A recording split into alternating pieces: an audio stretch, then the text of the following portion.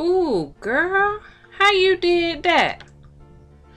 So I posted this picture on Instagram, and a couple of my friends wanted to know how I did it. So with my hair being longer, I just pulled it up to the top. You don't have to if you don't have that as much hair.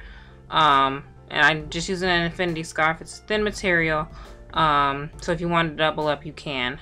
I wanted to make sure that the seam is in the front where I'm gathering the scarf up, and it's not on the back of my head, otherwise it'll look crazy because there's like a seam in the back of your head.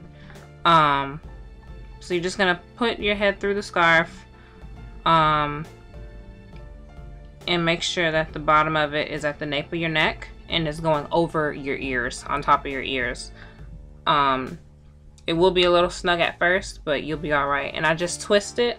This is the only time where I'm twisting it, I guess a hard twist. I don't know how to explain it. Because since the fabric is thin, you want it to still look full. So I do it tight at the beginning to make it a little bit more secure, but then after that, as you can see, it's not as tough or not as tight of a twist that I do. So it's more so like just folding it over, not folding, but wrapping it around lightly. And then I just tuck it into the side, inside, underneath it. And I'm gonna adjust, feel to make sure that none of my hair is being pulled or anything like that, and readjusting my ears so it's comfortable.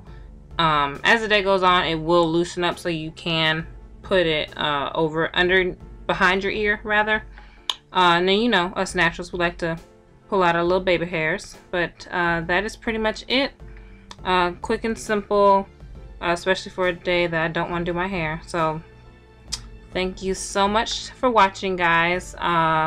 If you'd like to see me do it with the regular scarf instead of infinity scarf, just let me know. Thank you so much for watching and staying tuned. More videos to come. I will talk to you good people later. Peace.